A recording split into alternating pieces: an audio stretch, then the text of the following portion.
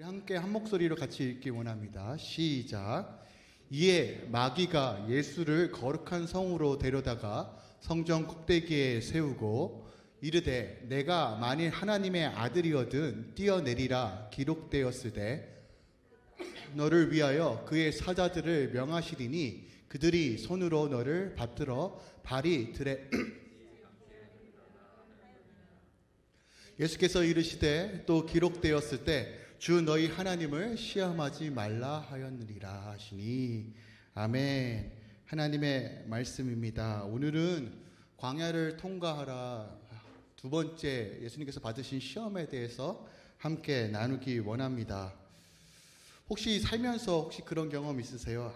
차라리 안 봤으면 좋았을 텐데, 그 얘기를 안 들었으면 좋았을 텐데 하는 것들 있으세요? 길거리 가다가 우연하게 보고 싶지 않았는데 죽어있는 우리 동물들 보면 오랫동안 머릿속에 남죠. 혹은 혹시 그런 거 경험해 보신 적 있는지 모르겠어요. 그 홈쇼핑 같은 데 보면 마감 임박이라고 빨간불이 팍팍팍 떠요. 그러면 어떤 마음이 드세요? 우리의 심장도 같이 뛰기 시작합니다. 어머, 저거 사야 돼. 그죠? 안 봤으면 그런 생각이 안 들 텐데 보는 순간 우리의 마음에 갑자기 필요하지도 않을 것 같은데 저게 없으면 안 될 것 같은 마음이 생겨요. 그게 우리 마음인 것 같아요. 혹시 살면서 차라리 안 들었으면 참 괜찮을 텐데 듣지 않았으면 참 마음이 편할 텐데 하는 이야기들 있잖아요. 우연하게 들어가지고 괜히 마음이 쓰이고 아프고 또한 고민하는 일들이 있잖아요. 그러니까 몰랐으면 참 마음이 편할 텐데 굳이 누가 또 들려줘가지고 귀가 듣는 바람에 마음에 근심과 걱정이 생기기도 합니다. 우린 살면서요, 눈과 귀로 얻는 정보로 참 많은 것들을 생각하고 또한 행동으로 옮기게 됩니다. 엄마가 태교할 때 주위에서 가장 많이 하는 이야기가 뭐예요? 좋은 것만 보고 좋은 것만 들어라. 왜 그럴까요? 그만큼 보는 게 중요하고 듣는 게 중요하기 때문에 그래요. 그러니까 우리가 살아가면서 보고 듣는 것에 참 많은 영향을 받습니다. 저는 저번 주에 육신의 정욕에 대해서 이야기를 나누었어요.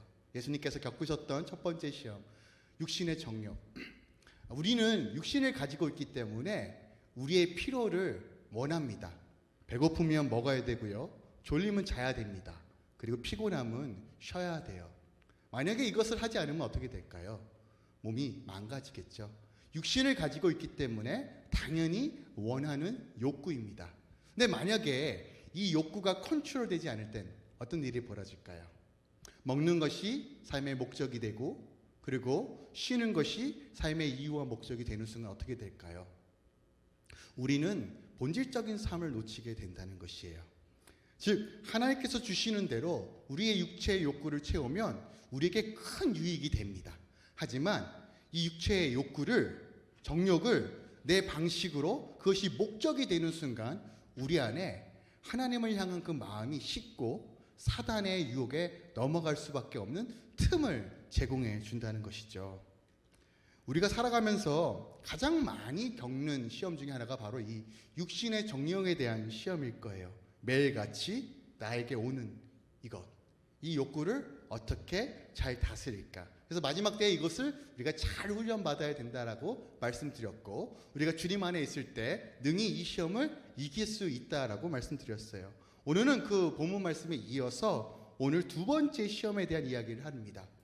그러니까 육신의 정욕을 넘어서 그 다음 단계에 대한 시험. 이 시험, 우리가 광야를 걸어가면서 겪게 될 두 번째 시험이 무엇일까에 대해서 함께 나누면서 어떻게 이 시험을 이기고 나아갈 수 있는지 함께 말씀을 나누기 원합니다. 오늘 본문에는요, 누가복음에도 기록되어 있어요. 누가복음 4장에 기록되어 있는데 누가복음과 마태복음을 비교해서 보시면 좀 다른 점이 있어요. 다른 점이 무엇이냐면 누가복음에 있었던 세 번째 시험이 마태복음에는 두 번째 시험으로 기록되어 있어요. 왜 그럴까요? 혹시 이런 거 생각해 보신 적 없으시죠? 왜 그럴까요? 이유가 있어요. 누가는요, 특징이 굉장히 이성적이고 그리고 이과 계열 사람이에요.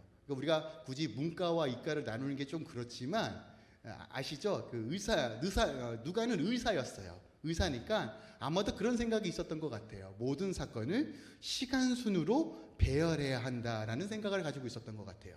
그래서 누가복음을 읽으면 굉장히 시간 배열적으로 나열되어 있어요. 모든 사건이 거의 시간 순으로 진열되어 있고요. 또한 사도행전을 보시면 알겠지만 굉장히 시간에 맞게 어떠한 사건이 일어났는지를 기록하고 있어요. 그래서 아마도 예수님께서 받았던 사건도 누가복음대로 그 순서가 맞을 거예요. 그런데 마태는 왜 의도적으로 세 번째 시험을 두 번째로 넣었을까요? 그러니까 마태복음은 분명한 의도와 목적이 있기 때문에 그렇게 배열한 거예요. 제가 저번주에 잠깐 나눴는데 마태복음의 주된 기록의 목적은 유대인들이에요. 그러니까 유대인들이 생각하는 게 뭐예요? 우리가 생각하는 그 메시아가 누구인가에 대한 생각인데 마태는 구약에서부터 예언되었던 그 메시아가 바로 예수님입니다라는 것을 설명하기 위해서 구약의 많은 성경 구절들을 인용해요. 그리고 대표적으로 제가 저번 주에 말씀드린 것처럼 창세기 3장 말씀과 인용을 합니다. 즉 창세기 3장에는 어떤 말씀이 기록되어 있어요? 바로 아담과 하와가 최초의 시험을 받은 내용이 기록되어 있다는 것이에요. 우리 그 말씀 다시 한번 읽기 원합니다. 3장 1절이에요. 그런데 뱀은 여호와의 하나님이 지으신 들짐승 중에 가장 강교하니라. 뱀이 여자에게 물어 이르되 하나님이 참으로 너에게 동산 모든 나무 열매를 먹지 말라 하더냐라고 얘기해요. 자, 하와에게 무엇이라 말합니까? 진짜 하나님이 그렇게 말했어? 그것이 참이야? 거짓이야? 라고 의문을 던져요. 에덴 동산에는 먹을 게 참 많았어요. 풍요로웠다고요. 모든 것들을 다 소유하고 있었어요. 아담과 하와는 하나님께서 허락해 주신 것 다 소유하고 다 다스리고 다 누리고 있었어요. 하지만 단 하나 선악과만 먹지 말라고 명하셨어요. 근데 사람이 참 신기한 게요. 자기가 가지고 있는 것을 보지 못하고 꼭 자기에게 없는 것에 주목해요. 맞죠? 다 누리고 있었어요. 먹을 만큼 먹었고 누릴 만큼 다 누렸는데 굳이 선과 악을 아는 나무에 주목할 필요조차 없는데 사단은 일부러 선과 악을 아는 나무에 하와의 눈을 고정시킵니다. 그리고 진짜야? 하나님 정말 사랑하는데 이건 왜 허락 안 해? 라는 그런 의심을 들게끔 질문을 하죠. 그리고 그 틈으로 생각을 물고 결국 어떻게 현혹되냐면 6절이에요. 6절 말씀 다시 한번 볼게요. 보니까 여자가 그 나무를 본즉 먹음직도 하고 보암직도 하다는 거예요. 저번 주에 이 먹음직에 대해서 이야기했죠. 굳이 먹을 게 많은데 왜 그 나무가 먹음직해 보였을까요? 이것이 바로 육신의 정욕이고 보암직이 바로 오늘 본문의 시험과 연결되어 있다는 것이에요. 보암직하다. 보지 말아야 될 것. 굳이 보지 않아도 되는 것들이 보암직하게 된 것이에요.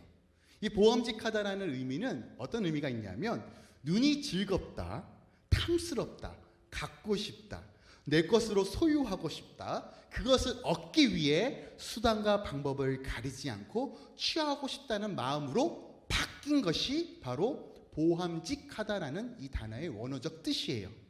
그러니까 시작은 뱀의 전략으로 시작했는데 하와의 시선이 모든 것들을 누리고 있었는데 굳이 보지 말아야 될 것, 굳이 안 봐도 되는 것들에 시선이 고정되어 있고 그것에 관심이 갖는 순간 어떻게 됐다고요?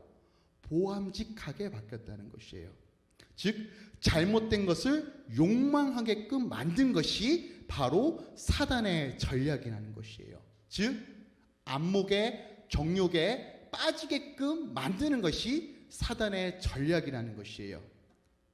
하와가 선악과에 주목하는 순간 그것이 보암직하는 순간 어떻게 해요? 따먹죠. 악의 수렁으로 빠지게 되는 것이에요. 하나님의 말씀에 불순종하게 되는 것이에요. 이 광야에서 우리가 시험받는 주된 목적은 또한 사단이 우리에게 시험하는 주된 목적은 하나입니다. 하나님의 말씀에 불순종하여서 하나님의 임재와 하나님의 나라를 못 누리게 하는 거예요. 즉 우리가 그럼에도 불구하고 하나님을 바라보고 하나님의 말씀에 순종하게 되면 어떤 일이 벌어져요? 주의 통치와 주의 나라가 내 삶 가운데 임하는 것이에요. 그걸 누가 제일 싫어해요? 사단이 제일 싫어하는 거예요. 그래서 우리가 광야할 때 이것이 반드시 훈련되어지고 평생 주님 오시는 때까지 그것이 훈련되어져야 한다는 거예요. 지금은 더더욱 이것들이 더 훈련되어져야 된다고 저는 생각합니다. 육신의 정욕과 오늘 본문의 안목의 정욕에 대해서 우리가 다스릴 수 있어야 한다는 것이에요. 오늘 마태는 의도적으로 예수님께서 받으신 이 사건과 최초의 인류가 받았던 그 인류가 극복하지 못했던 이 시험, 특히 이 안목의 정욕에 대해서 어떻게 이겨내셨는지를 보여주고 있어요.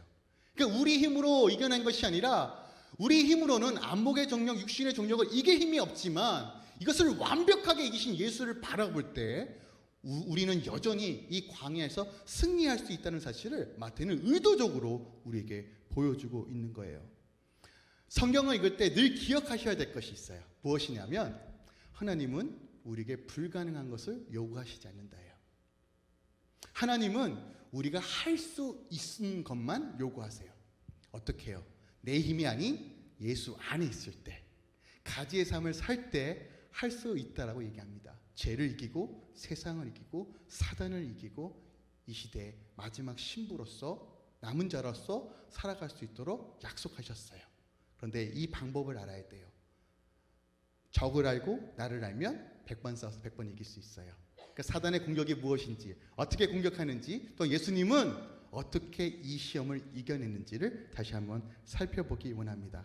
제가 앞서 말한 것처럼 오늘 시험은 안목의 정욕에 대한 이야기예요. 안목의 정욕은 눈과 귀로 보고 들은 것으로 인하여 자신의 수준과 자신의 자리를 잊어버리고 본 것과 들은 것을 얻고자 하는 그런 탐욕이 바로 안목의 정욕이라고 사전은 정의하고 있어요. 사단은 더 교묘하게 예수님을 유혹합니다. 오늘 본문에 사단이 유혹한 것을 조금 더 현대적으로 풀면 이런 의미를 가지고 있어요. 사단이 이렇게 말해요. 내가 그렇게 하나님 말씀대로 살기 원해? 그러면 내가 성경 한 구절을 너에게 줄게. 이거 너 순종하는지 한번 보여줘 라고 이야기하는 거예요. 오늘 사단이 뭐라고 이야기합니까?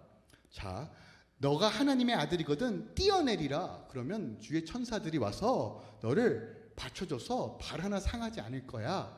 난 이 말로 시험해요.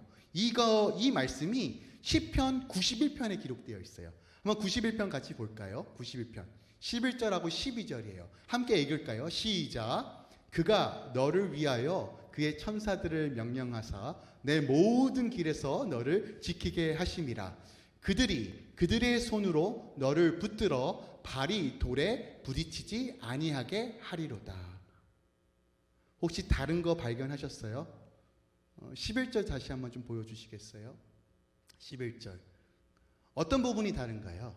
어떤 부분이 달라요? 자, 사단은 한 구절을 뺍니다. 내 모든 길에서란 이 단어를 빼요. 기가 막히죠? 그러니까 이 내 모든 길에서를 빼면 이런 거예요. 너를 위하여 네가 그 능력을 사용해 라는 말이 돼요. 내 모든 길에서는 이 단어의 목적을 상징합니다. 그러니까 무슨 얘기냐면요. 내 모든 길에서는 이런 의미를 가지고 있어요. 하나님은 하나님의 길을 걸어가는 모든 자들을 지키시고 보호하신다예요. 자, 조건이 뭐라고요? 하나님의 뜻 가운데 하나님의 길을 걸어가는 자들에게 하나님께서 그를 지키신다예요. 그런데 사단은 내 모든 기회를 빼버렸어요. 그리고 뭐라고 얘기합니까? 야, 말씀이야. 여기 말씀 있잖아. 너 말씀 그렇게 잘 지켜? 그럼 이것도 지켜봐. 이것도 지켜봐. 너를 위해서 너 하나님의 아들인 거 나도 알거든. 그러니까 사용해봐 라고 유혹하는 거예요. 이 유혹에 넘어가는 순간 어떤 일이 벌어질까요? 예수님께서 이 땅에 오신 이유는 하나입니다. 하나님의 뜻이 이 땅 가운데 임하게 하는 거예요. 그러려면 처음부터 끝까지 하나님의 말씀대로만 살아야 돼요. 그게 메시아의 사명이에요. 만약에 하나님 뜻대로 살지 않으면 어떻게 될까요? 죄와 오점이 남는 거예요. 레위기 1장에 보면 이런 내용이 있습니다. 우리가 소에게 안수를 하고 그 소를 잡아 죽임으로써 우리의 죄가 깨끗이 돼요. 그런데 이 소의 조건은 무흠하다라고 이야기합니다. 무흠. 아무 흠도 없어야 돼요. 할렐루야. 시리도 반응해요. 이게 얼마나 놀라운 애인지 모르겠어요. 무흠한 소. 무흠한 소. 죄가 없어야 돼요. 만약에 죄가 있으면 어떻게 될까요?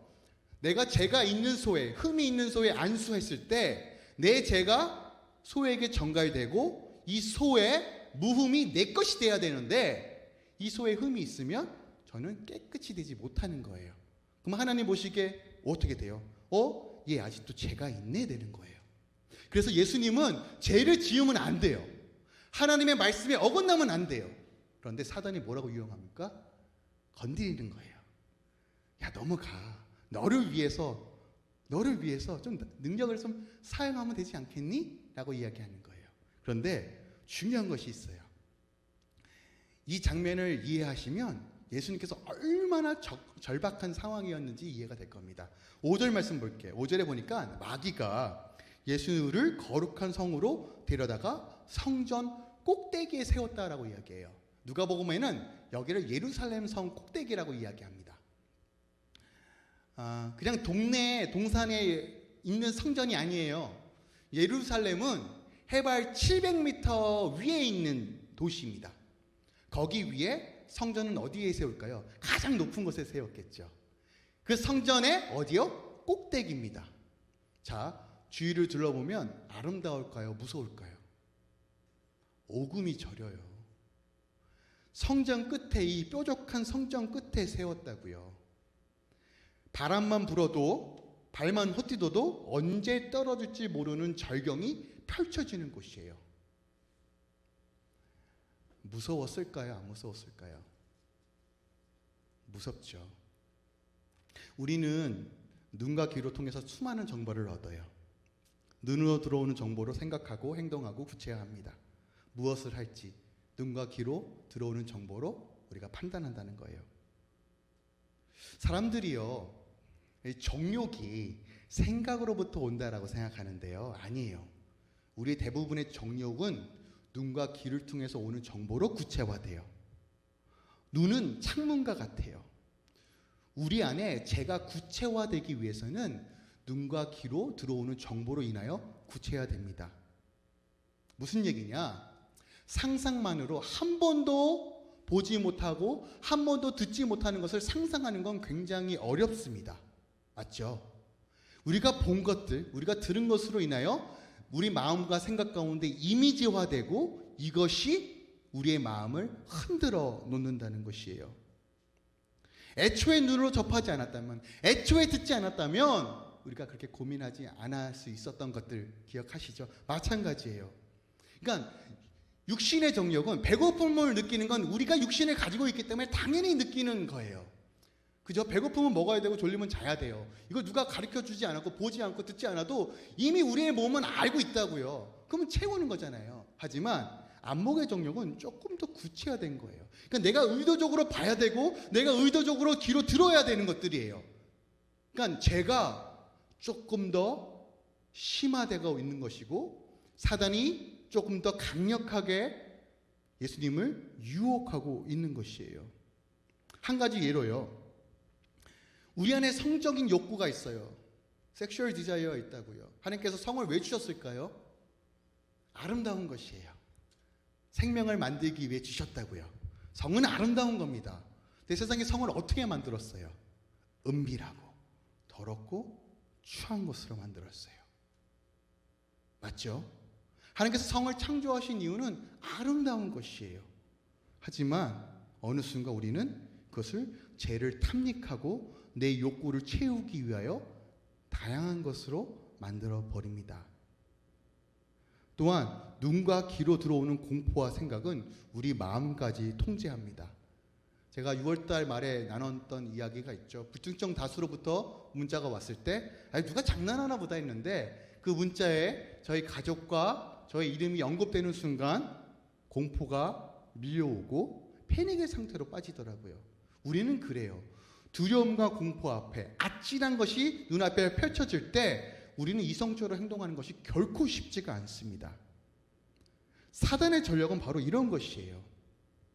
우리 눈앞에 펼쳐진 것들을 보여주면서 두려움과 그리고 불안과 초조와 걱정과 근심으로 하나님이 아닌 세상을 의지하도록 우리의 시선을 바꿔버린다는 것이에요.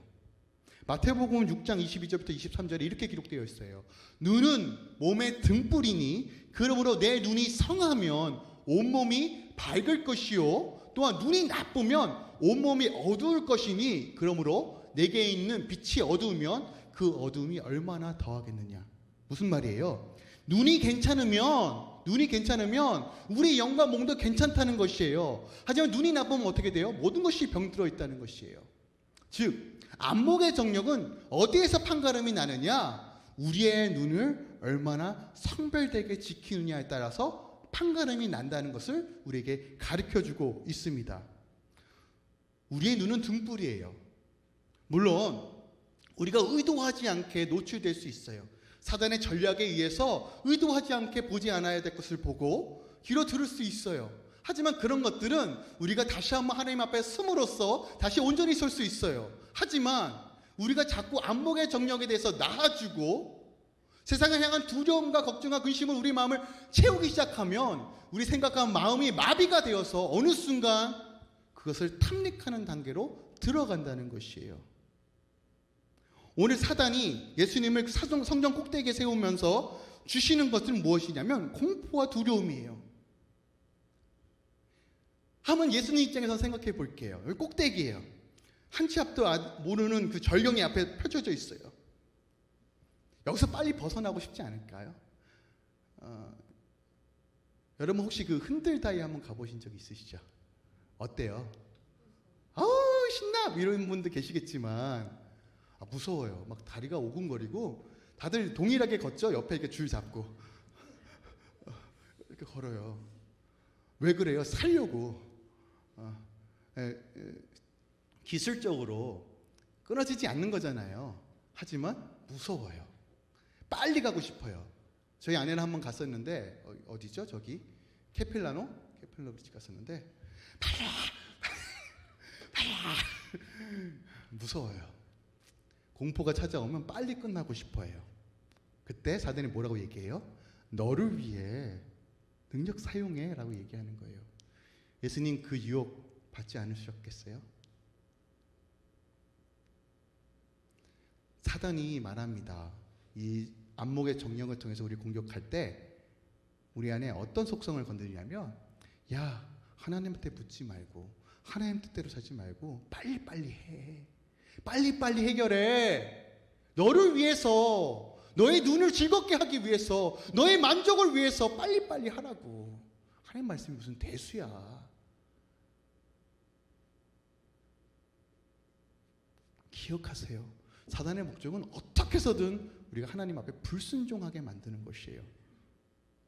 그리고 이 두려움을 통해서 또한 눈에 보이는 이런 세상 것들을 통해서 우리의 마음을 현혹시키고 마비시켜서 잘못된 결정을 하게끔 유도하는 거예요.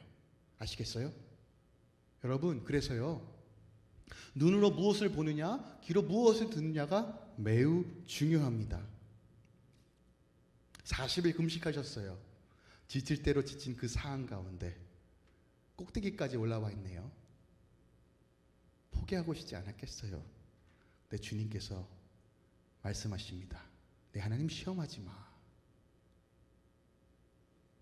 여러분 생각과 마음, 영적인 눈과 영적인 귀가 마비되면 어떤 일이 벌어지는지 아세요? 하나님의 음성이 안 들리기 시작하면 하나님이 보이지 않기 시작하면 마치 자기가 세상의 중심인 것처럼 오만하고 허영심으로 가득 찰 수밖에 없어요. 사단은 그걸 우리에게 이용하는 거예요. 허영심은 우리의 행동을 합리화시킵니다. 이 정도는 괜찮아. 여러분 혹시 음란물이나 공포물 보신 적 있으세요? 처음에는 어머 이렇게 보잖아요. 근데 나중에 어떻게 돼요? 이렇게 봐요. 누가 오나 신경도 안 쓰고 온다고요. 공포물도 마찬가지죠. 처음에는 어머 야 이거 어떻게 봐? 그래서 버게 우리 딸이 딸 얘기하면 안 되는데 딸이 이렇게 막 그 서바이벌 하는 게임 같은 거 있어요. 막 줄넘기래. 장애물 막 띄워놓고 뭐 사람들이 이렇게 물에 빠져요. 그러면 어머 물에 빠져 무서워 그러는데 나중에는 제 뒤에서 숨어서 보다가 요즘은 이렇게 다리 꼬고 봐요. 그래요. 사람이 익숙해지면 타협하고 합리화시킵니다. 이 정도는 괜찮아. 이 정도는 괜찮아. 한 번 보는 거 어때? 두 번 보는 거 어때? 여러분 포르노그래피의 특징을 보세요. 더 중독되게 만들죠. 더 강한 것을 요구합니다. 공포물도 마찬가지예요. 세상의 것들은 다 그래요. 우리의 혼과 우리의 마음을 마비시켜요. 그리고 마비시켜서 무엇을 하게 만드느냐? 세상을 더 두렵게 만들고 세상의 노예가 되게끔 만들어요. 하나님의 말씀이 아니라. 제가 재미난 일이 하나 있어요. 제가 유스 사역을 오랫동안 했는데, 코스타와 유스 사역을 오랫동안 했는데, 애들이 집회가 끝나면 막 은혜 받아요. 막 눈물로 펑펑 흘리며 이런 일도 있어요. 그러니까 같이 결단하고 기도합시다 라는 순간 무대 위에 담배를 막 던져 애들이. 아니 담배 끊겠습니다. 3일째 되는 날 막 어마어마한 일이 벌어져요. 나이타 담배 막 던지고 하나님 내가 결단하고 끊겠습니다. 그리고 막 나 은혜 받았어. 나 방언 받았어. 성령님 말씀하시는 것 같아. 근데 그거 얼마나 갈까요? 그때는 막 주를 위해 죽을 것 같이 얘기해요. 하나님 나 선교 가겠습니다. 오지로 가겠습니다. 근데 일주일을 못 가요.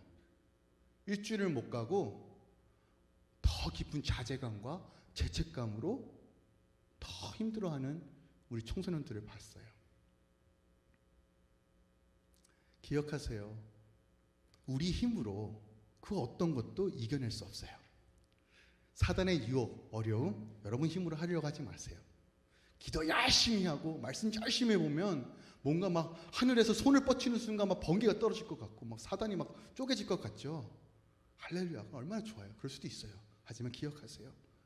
내 능력이 아닌 예수 그리스도의 능력으로 우리가 나가야 돼요. 그 어떤 중독도 그 어떤 유혹도 우리 힘으로 할 수 있는 거 하나도 없어요.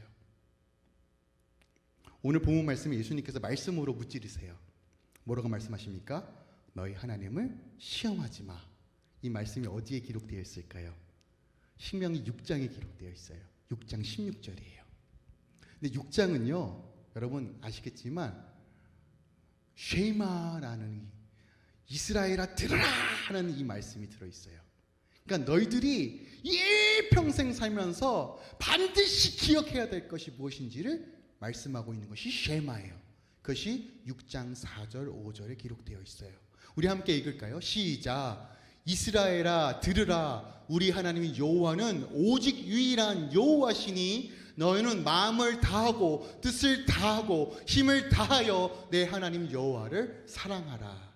이 말씀을 배경으로 하여 6장 14절에 너희 하나님은 시험하지 말라라고 말하는 거예요. 그러니까 예수님께서 뜬금없이 사단의 유혹 가운데 너희 하나님 시험하지 마 라고 했던 이 말의 배경이 신명기 6장이라는 거예요. 6장에 어떤 말씀이 기록되어 있어? 이런 거예요. 하나님이 우리 사랑하는 건 변치 않아. 그 하나님이 우리를 붙드실 거야. 그 하나님은 언약에 충실하시고 신실하신 하나님이야. 그의 백성을 절대로 버리지 않아.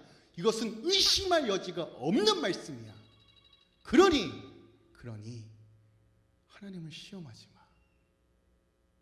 하나님이 우리와 함께 하심을 잊지 마. 임마누엘의 하나님, 그 성령님이 우리와 함께 하심을 잊지 마. 이것이 하나님의 약속이야 라고 말하는 거예요. 그 약속을 붙드는 자가 해야 될 일이 뭐예요? 그러니 너희는 마음과 뜻과 힘을 다하여 내 하나님을 사랑해 라고 말하는 거예요. 이게 바로 사단을 이기고 유혹을 이기는 유일한 길이라고 오늘 예수님께서 우리에게 가르쳐 주시는 거예요. 그러면 하나님을 사랑하는 것이 무엇일까요?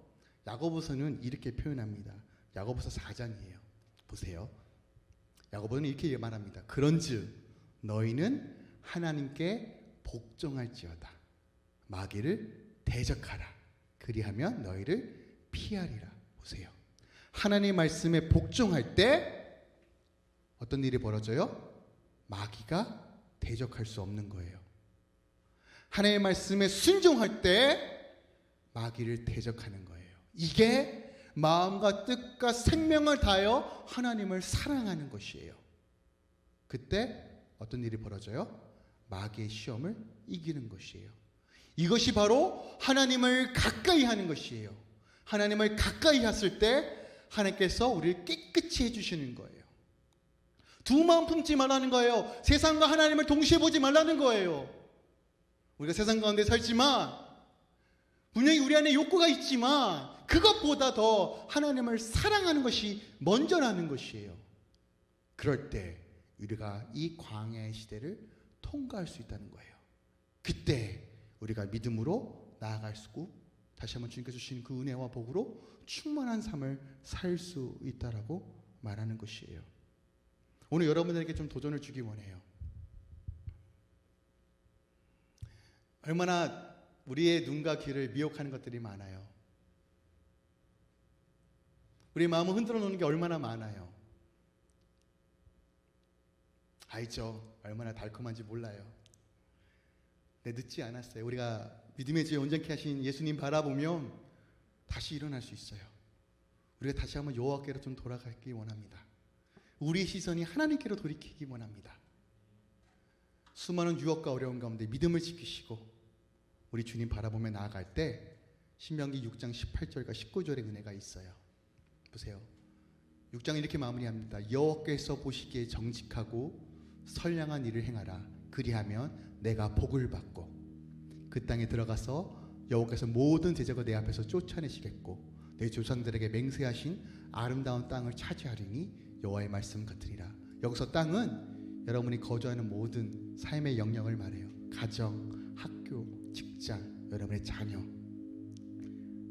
하나님을 사랑할 때 하나님의 복이 채워지고 능히 이길 수 있는 믿음을 허락해 주실 거예요. 우리 함께 믿음으로 바라보면서 오늘도 묵묵하게 이 시험에서 능히 이기시길 우리 주 예수 그리스도의 이름으로 또 축원드리고 부탁드립니다. 함께 찬양하겠습니다. 내 주를 가까이 더욱 가까이 아멘. 주님을 가까이 함이 내게 복이라. 내 평생 소원은 아멘. 내 평생 소원이 영원한 주의 나라 안에 사는 것. 내 주를 가까이 더욱 가까이 주님을 가까이 하미 내게 복이라. 내 주를 가까이 더욱 가까이 주님을 가까이 함이 내게 복이라.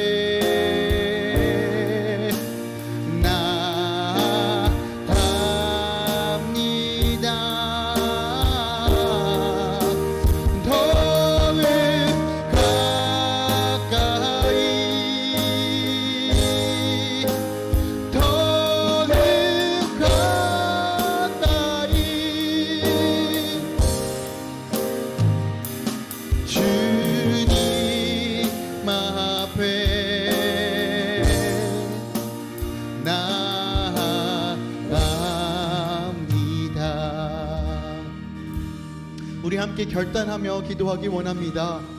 하나님, 여전히 내 악목의 정욕 때문에 여전히 힘듭니다. 하나님, 우리의 눈을 다시 한번 주의 보혈로 덮어주시고 우리 생각과 마음까지 주님께서 주관하여 주시옵소서. 하나님을 가까이 하는 것이 복이다, 하나님을 가까이 하는 것이 복이다 말씀하신 하나님, 이 말씀이 실질적으로 내 삶을 움직이고 내 삶의 기반을 다지며 다시 한번 생명의 그릇인 주님 앞에 더 나아갈 수 있도록 역사하여 주시옵소서. 함께 다시 한번 주님께 회개하며 다시 한번 믿음으로 결단하며 나아가기 원합니다. 기도하겠습니다. 주여, 만왕의 왕 되신 하나님, 다시 한번 주의 십자가 앞에 순복합니다. 주의 말씀 앞에 엎드립니다. 하나님, 세상에 보이는 것들이 너무 많고 하나님, 내 귀로 들리는 것이 너무나 많습니다. 그것 때문에 내 마음이 혼란스럽고 여전히 두렵고 떨립니다. 그러나 하나님, 우리를 인도하시고 붙드시는 그 생명의 주 되신 주님, 그 사단의 권세를 깨트리시고 승리하신 우리 주 예수 그리스도를 바라봅니다. 하나님, 우리가 주님의 십자가를 바라봅니다. 주님의 십자가만 바라보겠습니다. 하나님, 눈으로 보지 하지 않을 거고 하나님, 귀로 듣는 것들을 분별하며 듣겠습니다. 하나님의 마음에 주의 그리스도의 생명으로 채워주셔서 우리 안에 예수 그리스도의 생명이 흘러가고 우리 가정이 예수 그리스도의 나라가 되고 하나님, 우리 직장과 사업자가 예수 그리스도의 나라가 되어서 다시 한번 하나님께서 주시는 그 놀라운 샬롬을 경험하며 하나님의 복된 삶을 살아가게 도와여 주시옵소서. 어떤 환난과 어려움과 두려움 속에서도 하나님 믿음으로 일어날 수 있도록 역사하여 주시고 오직 예수 그리스도의 이름만 우리 안에 생명이 되며 능력이 됨을 믿음으로 바라볼 수 있도록 역사하여 주시옵소서. 성령 안에 회개하는 신령받은 성령의 기름으로 채워주시고 전의 불 같은 영으로 충만하게 채워주셔서 세상의 길에 담대한 믿음으로 허락하여 주시고 성령의 사람으로 죄와 사단과 유혹을 이기고 믿음으로 승리하며 주의 말씀을 청종하는 삶 될 수 있도록 역사하여 주시옵소서. 주님만을 바라봅니다. 주님만을 바라봅니다. 우리 통해 역사하시고 붙드시는 하나님을 바라봅니다. 주님 감사합니다. 주님, 여전히 연약합니다. 그러나 완전하신 하나님을 바라봅니다. 우리는 또 넘어집니다. 그러나 다시 일으켜 세워주시는 주의 손을 붙잡습니다. 환난과 핍박과 어려움과 유혹과 어려움 속에서 우리 주 예수 그리스도가 생명이심을 다시 한번 선포하오니 주께서 우리 국리를 여기시고 철저한 훈련을 통해서 정금과 같이 우리 만들어 주시옵소서. 특별하게 이 마지막 때를 준비하는 거룩한 신부의 영성이 있기 원합니다. 신랑 되신 주님을 기대하며 소망하며 걸어갈 수 있도록 성령 하나님 붙들어 주시고 인도하여 주시옵소서. 특별히 하나님, 몸의 질병과 어려움 가운데 있는 주의 성도들을 기억하시고 주님 이 시간 치유의 강선으로 예수 그리스도의 그 보혈로 덮어주시고 깨끗이 치유하여 주시옵소서. 마음의 질병과 어려움과 근심과 걱정들이 떠나가고 오직 주님의 거룩하심과 평강이 충만하게 채워 주시옵소서. 우리 아이들 모든 학업 가운데 지키시고 이 코로나 바이러스가 훨씬 더 못하지 못하도록 주의 거룩한 보혈로 덮으시고 지켜주시옵소서. 이제는 우리 주 예수 그리스도의 은혜와 우리 아버지의 놀라우신 사랑과 성령님의 내주 교통 충만 역사하심이 오늘도 주님 바라보면서 주님만 의지하면서 믿음으로 결단하고 행하는 모든 주의 자녀들의 삶 가운데 이제부터 영혼까지 함께 있을지어다. 아멘.